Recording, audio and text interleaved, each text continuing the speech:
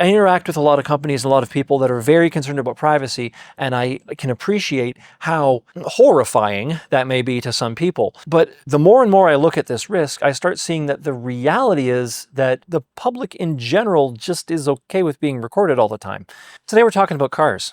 Specifically, because of reader questions, we're talking about the risk that your car spies on you. The question that we've received, and this is a few different people actually asked about this, but sort of the one that encapsulates it quite well, is I heard that next year all American cars must be built with cameras that spy on the driver. What do you think about this?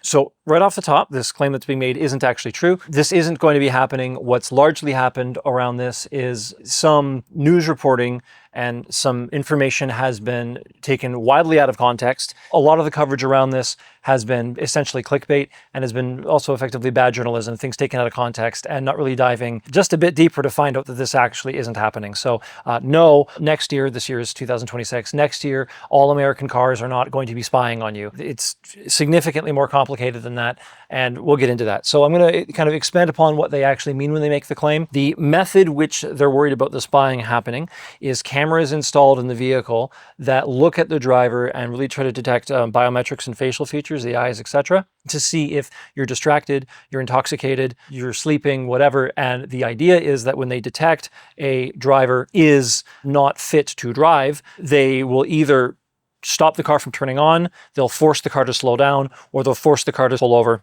Potentially, they're also able to phone home, as it were, so they can essentially message the government or the police force and notify them that a driver at certain location with GPS, etc., is impaired and you need to come pick them up type of deal. This is referred to as DMS, driver monitoring systems, but in other jurisdictions, these things have existed and they're called different names depending on the specific technology. This is actually sort of kind of like a big thing with a lot of different jargons. Within that, so within the different subcategories of DMS or driver monitoring systems, you have DDAW, the driver drowsiness and attention warning elements.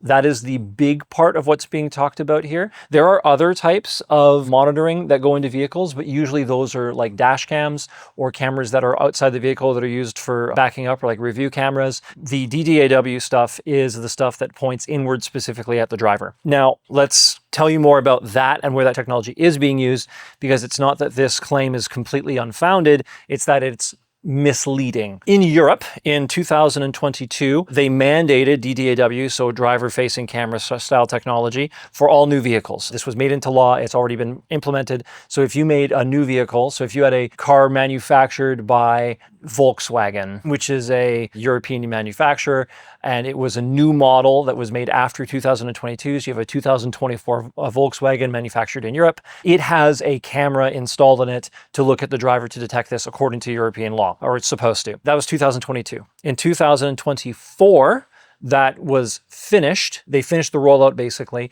and they also made it apply to all vehicles, even ones that had come out before 2022. So this isn't, I bought my car and now I have to install a camera at my expense. This is, if I'm buying a European car brand model that was made in the 1990s for some reason, if they want to sell me a new one, even though it's an older model, it has to have this camera now too. So all new vehicles have this. This is sort of like a gradual phase in. They're not paying the expense to have every car ever in Europe have these cameras yet. What they're doing is just kind of waiting for all the old cars to become obsolete, and then eventually it'll be everywhere as you have to buy new ones. In the United States, the jurisdiction this claim is talking about, they did pass a law, which has been through Congress, etc., bipartisan. The Republicans and the Democrats both agreed with it. There was no disagreement really on the necessity of this law. They passed a law that something should be done to deal with distracted driving. This really stands in the middle of the debate between freedom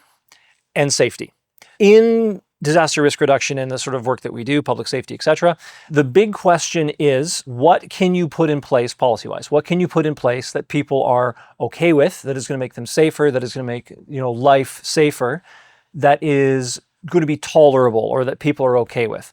because there are all sorts of things you can do to make people safer, but they require a restriction of freedoms that nobody wants. No one wants to live in that sort of society. So you have this sort of spectrum. On one end you have freedom, on one end you have safety, and where do you fall on that? So how much freedom are you willing to take away in the interest of being safer day to day? How much safety are you willing to take away in the interest of being more free day to day? And this is a debate. This is constantly debated. If you have something where you are safer and it doesn't have a freedom cost, or you have a freedom and it doesn't have a safety cost, then you just do it generally. All those things you already do. Those are simple. This is the more complicated stuff where you have some cost here. Now, they identified, and it has been identified in general, that drowsiness, distracted driving, drunk driving, etc., driving in an unsafe manner causes too much death. What is too much it's sort of a debate and it's subjective, but it has been generally agreed that for this particular risk, it is too much. So the question is what to do about that. How do we address that? With that in mind, they passed this law. In order to say, we're going to address this, we have to do something. The problem is they didn't agree on what they would do. In 2026, a report to Congress in February of that, so that's this year, reaffirmed the importance of this, and hopefully we put a link up to that, because if you guys want to read it, like all this stuff is public domain. You don't have to pass paywalls or anything. Like it's just, this is free to read. This report to Congress went up. They reaffirmed once again that this is important, but they also clearly indicated that there were some serious issues with the technology. There were 4 in particular. 1, the technology isn't ready. 2, consumers are possibly not ready to accept it. 3, there are some cybersecurity concerns, which I can get to in a second. And 4, privacy in general. I'll go down each of those. So these are the 4 concerns you'll commonly hear, some of them more than others on the internet, but this was identified in the report to Congress, and this has not been addressed, which is the main reason why this isn't being rolled out yet. So 1, technological readiness. We are not yet confident that this technology is able to accurately detect when you're distracted, drowsy, drunk, etc.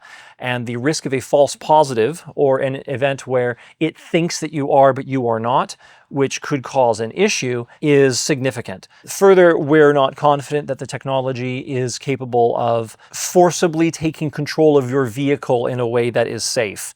It is all well and good to imagine that 100% of the time the vehicle is able to correctly identify that you are drunk or sleepy or otherwise distracted in a way that is unacceptable. And that 100% of the time when it forces you to slow down, it's not going to cause an accident. But if you're in a high-speed road like a highway and you're sort of staying with traffic, and then let's say it thinks that you're distracted, whether or not you actually would be, and then it slows you down forcibly, there is the risk that it then causes a multi-vehicle collision and kills a bunch of people on the highway. This is the sort of technological readiness risk that has people hesitant or squeamish, and they go, I don't know if we're ready to implement that yet. You want to make sure that the safety measure isn't causing more damage than it's helping to prevent. Very, very important. We talked about this extensively in the Continuity 101 stuff, those playlists, other parts of the channel. It's very important that when you put something in place, you make sure that the thing that you're putting in place isn't going to do more damage than it's actually trying to prevent. Just full stop. That is critically important. First issue, technological readiness. Second, with the consumer acceptance. There's actually been some more research on this, but Congress, as far as I'm aware in this report, is not confident that American consumers are okay with sort of cameras in their cars. The American people, they're less comfortable with, they're more hesitant to have things spy on them or to be recorded all the time by Big Brother, by the government. Other cultures, Europe, Canada, are more amenable to this sort of thing.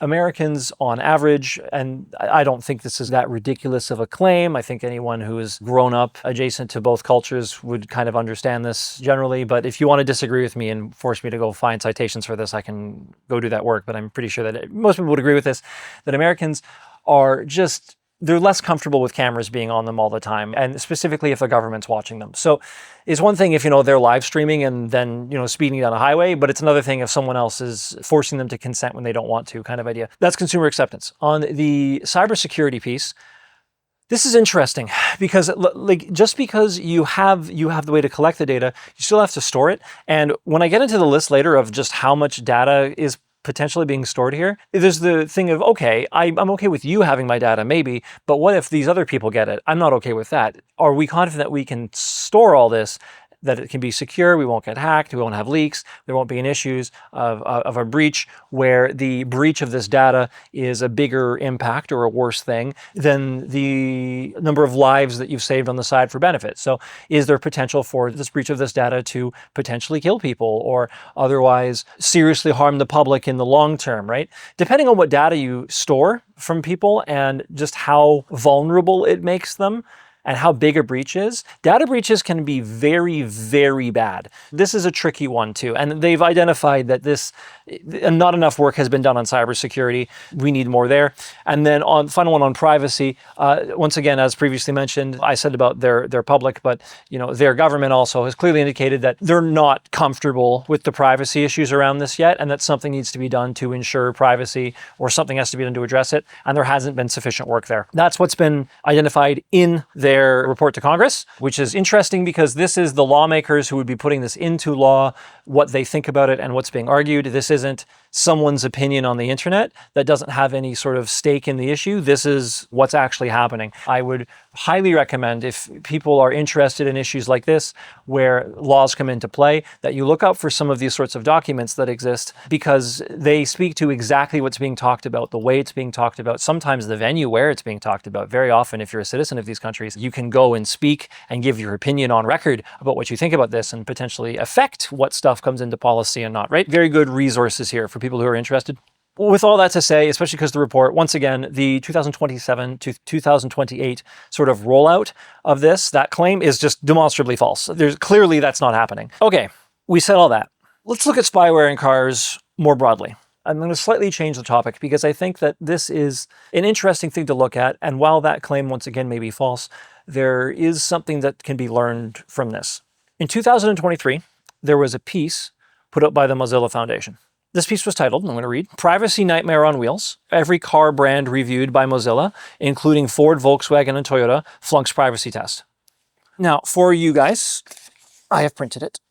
And this piece, it's summative, right? We have it here. It's only about 5-6 pages when you print it out from the interwebs, right? It's 4 pages, okay? So we have a 4-page document. It links to other research they've done, so this is summative. This was the most cited, linked to, referenced in general thing on this topic I could find, period. It kept coming up. This 2023 report just kept coming up over and over and over again. When you looked at spyware in vehicles, I'm going to say spyware in vehicles because that's sort of the term that's being used. Question. Now, the reason why that came up is because car companies have been recording their customers and recording the people in their cars for a variety of data points for years now. This is commonplace. There are some people that will say, well, hey, car companies spying on you, that sounds like a conspiracy.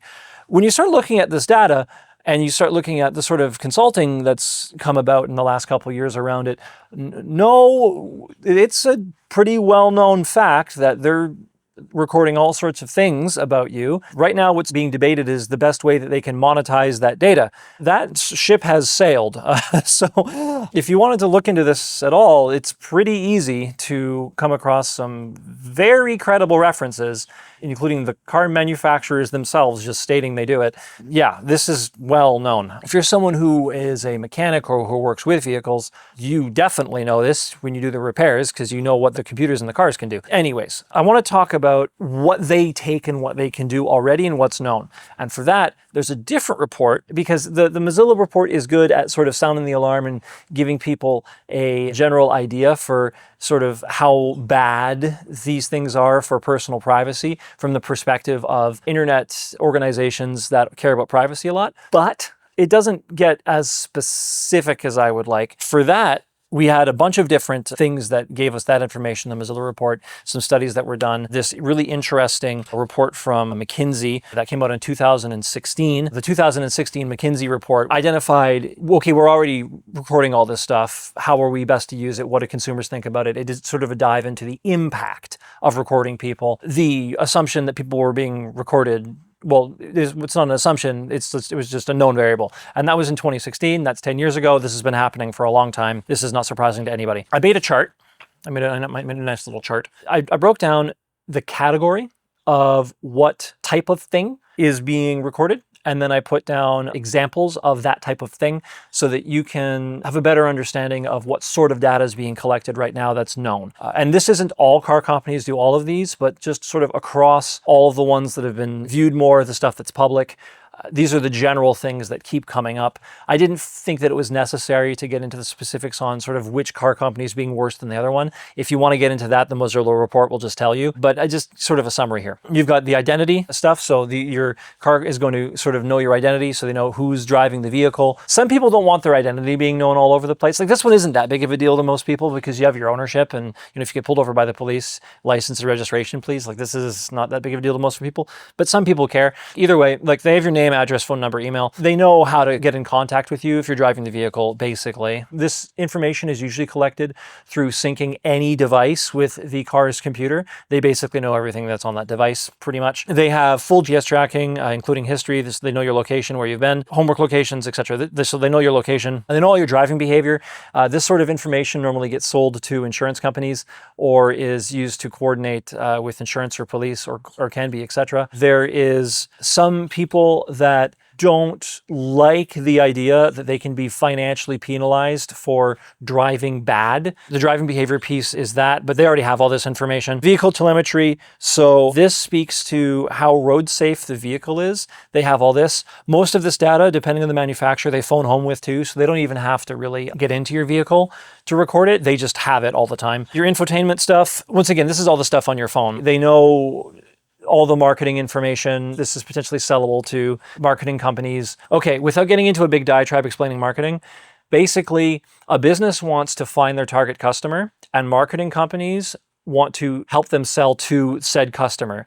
If they're able to better precision target their target customer, then they don't have to spend as much money getting to everybody. So if a car can help a marketing company find out that you in particular, really want to buy red paint, then the red paint company can pay marketing company to send you a flyer for red paint because they know you want red paint. Car company sells marketing company that information because they recorded it from you. That's the idea. So anything on your smartphone, period. Now, I know I broke down the infotainment and other stuff separately, but just in general, like the rest of the stuff on the smartphone, that's all known by the car. So I don't know how private you feel about the stuff in your smartphone.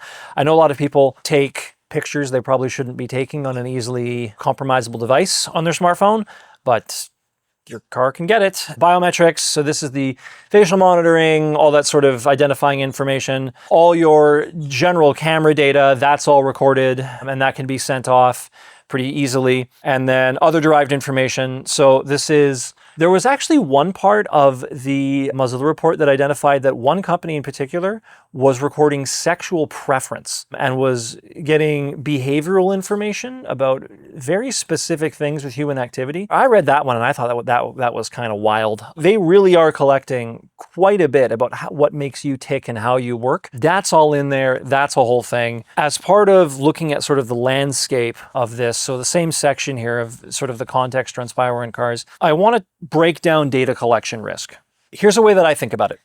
And here's a way to kind of break down data collection risk and go through it. So these are questions you can ask yourself. What is the scope of the data being collected? Then, who is at risk of being harmed by the data? So who is the vulnerable party? How would they come to harm? And what is the worst case scenario? So what is the mechanism of harm? And then what is the most extreme case of that mechanism that is feasible, right? How bad can this get? Also, how is the data most likely to be used? And what is the most likely consequence? So you've got the most extreme thing, but now you've also got the most likely thing. If you remember the risk matrix, this creates your borders of the sort of most extreme consequence and your most extreme case of a likelihood. So what's the thing you're going to interact with most likely? And then what is the relationship really between the worst case thing and the most likely thing? Because it could be that one causes the other or whatever, but you want to kind of understand what the system of this looks like. That's the main way that I'm going to look at this. Now, we answer these questions slightly differently depending on if we're looking at the government collecting the data, or we're looking at a private company collecting the data. And then when we're looking at the vulnerable parties here, I broke this down into 3 rough categories or groups: individual consumers, governments, and the company themselves. So the people that can be impacted are those 3. As for what is being collected or the scope of that, in the chart we pretty much identified that, so I don't want to belabor that again. But that question we've pretty much answered. Who it is those 3 parties, and then the way in which they can get harmed, I think is interesting. So looking at the way the individual consumer is harmed in their worst case, generally for the individual consumer, you have identity theft, general privacy breaches, and undesired targeted marketing. In general, that's sort of what you're going to deal with. You're going to get marketing stuff that you don't want to receive. It's just kind of annoying. There's serious concerns around identity theft or breach of privacy that can have consequences on your life. And then there's just sort of a broad spectrum of privacy issues that can occur. If you were to look at the worst possible case for an individual, that would be that your information is sold to or taken by an organization that doesn't like you or wants to harm you. So this would be if you were not liked by the government that you were residing within, if you had sort of a evil government from a movie type of deal, and then they wanted to go after you and then you gave them all your personal data, that would be very bad. If a foreign entity, malicious entity wanted to target specific people and they were able to grab your data and make you a target, that would be bad. The sort of like data breach making its way into action or horror movie plot is kind of the worst case scenario for the individual here. I don't think that one's very likely, but in the end of actual, well, it depends on the country actually technically, but because in certain countries around the world that would actually be more likely, but not really in Canada and not really in the US in my estimation. But either way, on the extreme, that is sort of the worst case for the individual. As for the company, so let's look at the company's sort of worst case and how they interact with this. Their issue primarily is reputational and regulatory risk. So the data is both a resource and a resource expense. So it's an expense in there too, but really it's kind of like this landmine that they don't want to step on necessarily. Their customer could get very agitated that their data is being collected. If public sentiment on this is such that this becomes a serious hit to their reputation, they're unable to sell their products and services the way they want to, etc., then the data collection itself becomes a serious problem or risk to the company. There is also the risk that even if their customer's okay with it, that the government is not. So governments may not be comfortable with companies collecting a bunch of private information on their citizenry. They might consider that to be a national security risk, depending on the information that's gathered. And it is generally a bad idea to anger the government that you're operating within as a business. We've discussed this in other videos, but generally that's not very good. The most extreme version of that would obviously be government shutting down the company or jailing the executives or otherwise just going sort of full bore on something because of a national security risk. If a country identifies you as a national security threat, you end up having problems pretty fast within that space. So that would be the risk to the company. Once again, that one I don't think is as likely because these companies tend to give their data directly to governments pretty often. So they tend to have a different sort of relationship than that, but it's possible. And then the government, of course, for the way they view this risk, for them it will depend on what data is collected, how valuable they think it is, and if it meets that sort of national security threat threshold that for the company thing there. Governments are going to collect a lot of data anyways. They need to in order to operate. You can't really function as a citizen of a country if the country doesn't know who their citizens are. You need to have an identification system that is able to track you in some way and say, hey, I am this person. Otherwise, you don't have citizenship. They need to collect your data to function. So to some degree, they're okay with data collection. Their issue is going to be, this is data that only they're supposed to have, that they want to determine when and how it is shared, not a third party that they don't have control over. So sort of when that is breached, they can consider it, governments will consider it a risk. And there is also the potential that a private company could collect more data than the government has on its databases for the same type of thing and could sell it to a foreign government. And many governments would consider that a serious problem. So there's sort of that part of the risk too that's looked at with this. Depends on the data that's being gathered here. The main problem with this is some of this data is so sort of information rich. There's so much you can do with it that a very skilled actor, someone who knows how to do very bad things and is very good at figuring out how to do it, has a lot of information to be able to figure out that bad thing using this level of data, right? Governments are concerned about that because they don't ideally want bad things to happen to their citizens. That's kind of the way I view the risk on this whole data collection thing in general. As for the relationships between the highest likelihood stuff and the most extreme stuff, in order to address the rest of these questions, I'm going to break this down into further sections and look at how this data is being collected. And more so, I'm going to look at the perspectives of these different groups collecting the data and sort of how they come to this decision, why they do these things, because that helps you better understand the latter part of this. So for companies collecting data, why do they collect this? Why would they care? What sort of most likely thing are they going to do? There are 3 reasons why companies do anything in general. Reason number 1, it makes them money. Reason number 2, it helps them reduce a threat or risk to their company. So something is risking the organization, it might not make them money, but it helps reduce that. And number 3, it helps them fulfill their vision directly. Now, usually companies don't technically exist to make money. They exist to fulfill a vision or purpose, and money is the mechanism under which they do that. Companies will sometimes actually do things that are not in the interest of making money, especially in the short term, if it helps them fulfill their purpose for existence. I can explore this further in a different video, but those are the 3 main reasons why they do these things. When you look at why a company would want to collect all this data, you also need to consider a few other things. 1, they have costs. When you collect data, you need to develop the technology necessary to collect the data. That has research and development, R&D costs. This isn't free. They have to do all this. 2, they have to manufacture and install the equipment. So just because you've developed the thing, even if they don't develop it, they'd have to pay licensing, and they still have to pay for the research and development of the tech. There's a cost associated with that, whether they make it themselves or not. After they have it, they have to put it in the vehicle. So they have to manufacture the thing. That costs something. You're adding a part that you didn't have to add before, that there's a cost associated with that. They then have to pay for maintaining infrastructure. So just because it's in the car doesn't mean that it just works on its own. You have to have the data centers, the hard drive space. You need to be able to collect this data. After you've collected it, you need to be able to maintain the infrastructure and storage in general. Just because I have the database and all this, data degrades over time. You can lose things. You need backups. So you need a whole data management system for this. And great, you've done all that. You've collected this data. You've stored it. You need people to analyze it. There's all these costs associated with a program like this. It's not free. So if a company is going to do this, it has to benefit one of their core 3 things there that I was talking about before. And you might say, okay, well, they don't have to do this all themselves. True, they don't, but they would then have to outsource, and you're going to pay fees to somebody to do this, right? This is all a money pit. This is stuff that you have to spend money on if you want to do this sort of thing. So why would they do this?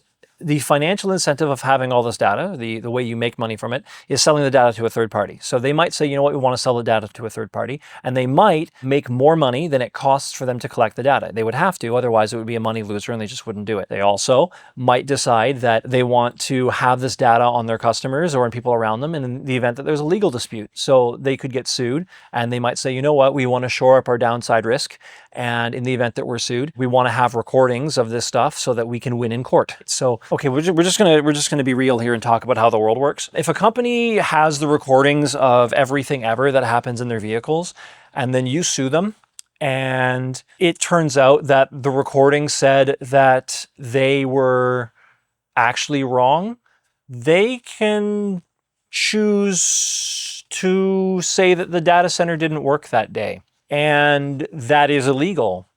And good luck proving it. When they collect the data in the way that they collect it, they can have this sort of one-sided beneficial risk to help shore up legal issues in the future. That might be worth the cost of implementing the thing, depending on how litigious people are with said company. It just depends. If they're really worried about a legal risk, they might actually just spend the money on collecting the data alone. So that's the second. And then the third thing, so that if you look at the vision or purpose, there is significant merit for some of this data, because a lot of this is how the car actually operates. around collecting it on improving the product in the future. Like if they want to know how people drive their vehicles, the sorts of things that happen, the way a car accident occurred or a road incident occurred, if they have all this data on the vehicle, it's easier to improve on the technology in the future because they have more to work with. If any one of those things or a combination of them ends up being worth more to the company than the cost of putting the data collection stuff in, then they'll want to do it. So that's the company side. Let's talk about the government side on this. Why would a government want to collect data? A lot of this is the same as the private company, but the main difference is reputational risk. I'm going to separate these two things here, and I want you to think about this for a second. People are okay with the government collecting their data in general. Not all data, but in general, people are okay with the government collecting data. They're not okay with the government selling the data. On the flip side, people are okay with companies in general selling data, but they're not okay with the company collecting it. The limit here is that people trust their government. They tell their government that they want to be able to trust their government, depending on how much you trust your government, to collect data with the understanding that it's not going to be used against them in a bad way. People trust a business to be profit-centered, and for that reason, don't want to give them the thing that they expect they will misuse. The way this is viewed is different. The company will incur significant reputational risk on the collection, less so on the sale because company going to be company. Government will incur reputational risk on the selling, not the collection generally, because they need to operate, right? So the way that this is viewed is different because these are different types of organizations. In relation to the DMS stuff, so the specific technology here for recording of the face, for distracted driving, for drunk driving, etc., the government has an obligation to protect the public, to do something for public safety, to help people feel and be safe. They have some sort of obligation in here to do something, and there is an argument on both sides very easily for whether or not they should be able to collect this information. We already talked about the part about the spectrum between freedom and safety. So this is where this comes in. The government's squarely within that wheelhouse. This is going to be something that they care about. Because public safety is a core function of the government, the question is whether the data collection itself is necessary. Its necessity is going to be determined by basically two things. The first is the trade-off of safety versus freedom worth it? And the second is going to be how that is determined. The way that that is determined in a Western system is generally through a democratic process. So the people vote on either through elections or referenda, other political mechanisms, protests, whatever. The people sort of give input on whether or not this is an acceptable trade-off. And that lets the government know whether or not they're supposed to or allowed to or whatever do this. But the question fundamentally is this necessary? Right. That was business, government. Let's look at consumer. Okay, for the consumer, or for the people in general, this has a lot. There's the reality of what's happening right now, and then there is the way this is argued and the general perspective and what the atypical person we think would think. They treat governments and businesses differently. When it comes to the government recording you, the car can be viewed as sort of an extension from the home. So in making it okay to record someone in their car, it feels like a slippery slope or a step on that unsaid slippery slope to it being okay to record people within their homes. This is viewed as a serious privacy violation by many people, and it makes people feel vulnerable, right? It's too intimate. People in general, the idea is, don't really like that. That's on the government side. On the private company side, while that still exists, the main issue is consumer protection, because like on the government side, you're not a consumer. It's still privacy, but it's slightly different here. The consumer protection issue on the company consumer side is that you can't really opt out of a lot of these programs. So a lot of this recording software and a lot of these recording devices, you're considered to be consenting to being recorded by being a passenger in the vehicle, even if you don't own it. And if you look at the way that some of these agreements are written and the way the stuff is viewed, there basically isn't pushback as far as regulations are concerned. Companies can kind of just record you. And there's just this kind of regulatory eh? Like, we never put anything in there. It's just this blind spot, I guess would be the word. There's this blind spot where they just haven't kind of been controlled at all. So if you look at the way some of these agreements are written and the way some of these things are, you might be surprised just how much you're agreeing to by putting, bum in seat. Yeah, there's that piece. If you wanted to avoid having a company record you for being in a vehicle, it gets harder and harder and harder because everyone's doing it. You don't really have an option to opt out, or over time, you basically don't have that option. So if you have a consumer that doesn't want to be recorded, eventually they just kind of don't have a choice. This creates a problem for that type of consumer. The other thing that happens with this, where the government and the company kind of interrelate, but it manifests on the consumer side, is the government ends up mandating, let's say in the European example, the government ends up mandating these cameras. So they end up mandating some sort of recording functionality. This means there has to be a computer in the car. So the government says, manufacturer, you have to put this in the vehicle. You have to spend X amount of dollars to do this. Once that happens, they've already spent that money. And now the cost of the additional monitoring gear isn't putting the whole system in, it's adding on to an existing system. So if you have a $5,000 system, the government says you have to put it in, but the cost to monitor all this extra stuff is just an extra $100. You're not spending $5,100 on putting monitoring equipment in, you're spending $100 because the $5,000 was mandatory. The cost benefit changes when the government starts mandating certain things being in these vehicles. You get significantly more potential benefit as a company from the add-on from the thing that you already had to spend. That's one thing that I haven't seen people kind of talk about involving this. I think that when governments start mandating this, the motivation to spy on the consumer gets significantly more aggressive, because the effective costs, the additional cost effectively goes down because a lot of that just became mandatory. Now, similar to what we said in the Sony video, on the consumer protection side, comes back down to if the consumer doesn't like this sort of stuff, they should have the government change it. The mechanism for fixing this is regulations. If the issue is that companies can do this because they have a blind spot, then fix the blind spot. When looking into this one a bit further though, which is very interesting, in the 2016 report that McKinsey did, it was found that the consumer generally doesn't care. And that changes the way you view this risk, or I view this risk, significantly. So in that report, over 80% of people surveyed across multiple countries all across the world were well aware their information was being collected. I made it a low number. In some cases, it was over 90%, but just everything was 80% plus.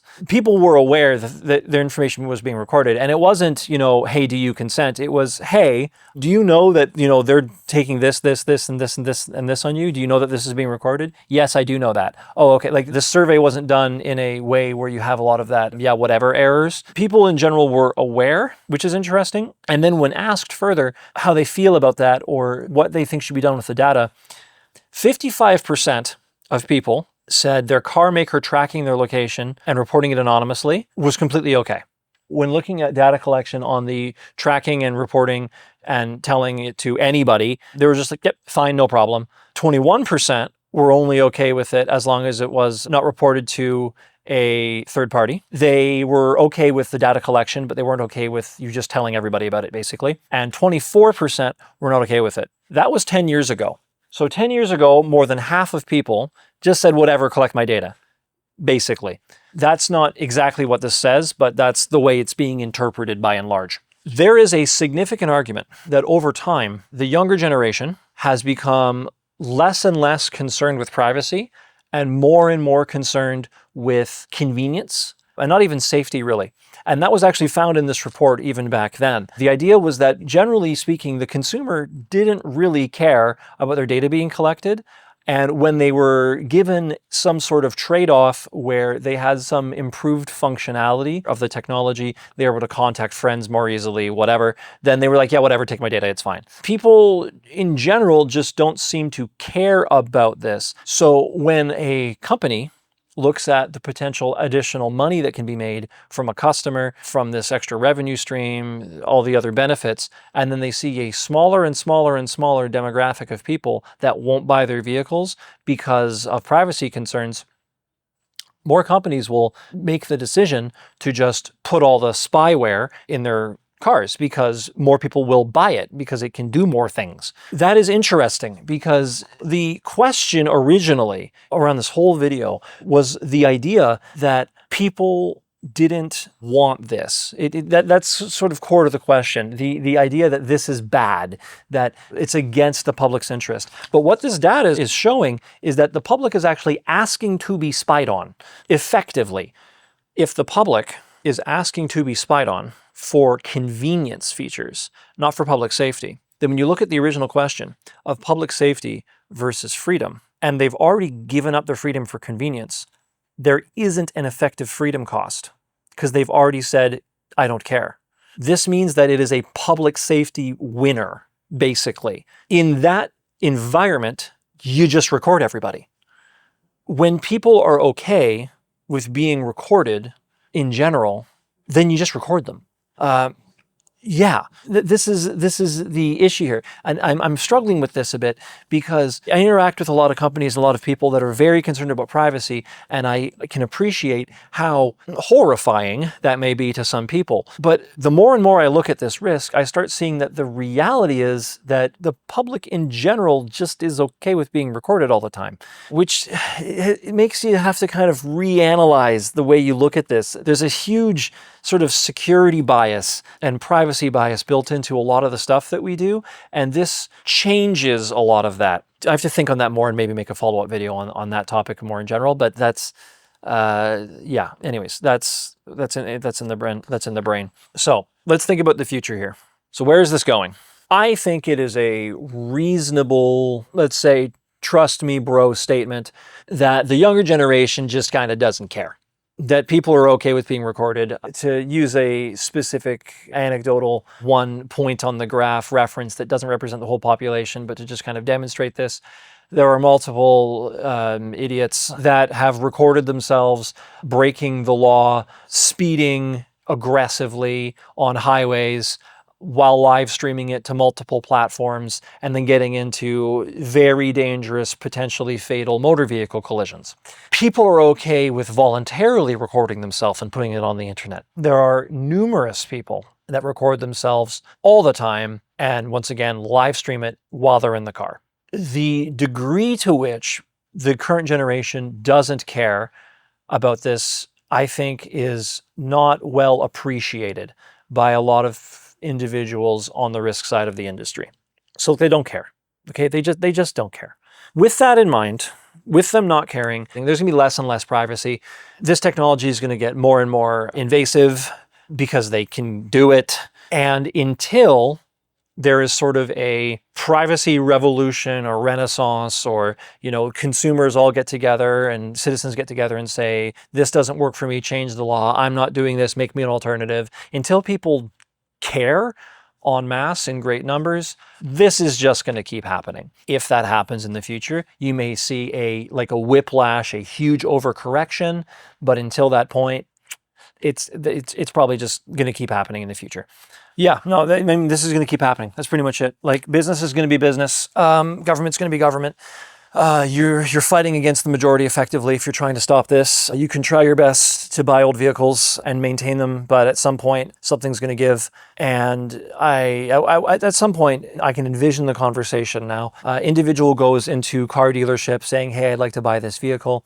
And then salesperson says, okay, great, here's all these features, And they say, hey, can I get it without that camera? And then car salesman says, no, all cars have to be manufactured with these cameras now. It's like, okay, but I don't want that. Can I get that without that camera? And then they just kind of look at you like you are strange, like you're a strange creature, why would you say such a thing? You don't need privacy. We had the conversation on privacy. You're weird, right? And then there's this social pressure where you're not supposed to do that. You're not supposed to want your privacy. You love the camera, be the camera, right? So there's that sort of piece where I think once this becomes that commonplace, you'll have social pressure on the other end where people will be pressured into not caring about their privacy or lowering it in their priorities. That's going to be a thing, I think, at some point. Look, Europe's already doing this. It's going everywhere. If you're okay with this as a future, what you want is going to happen. If you're not, this is going to get harder and harder over time. If you have a problem with this, it's probably time to start talking to legislators and trying to stop it now before it gets even more out of hand from that person's perspective. But it might just be too late already. So anyways, that's what's happening on this. The original question was clickbait, but also when you go a bit down this rabbit hole, it is pretty interesting. Have a good one, guys. And yeah, stay safe. On camera, we're watching.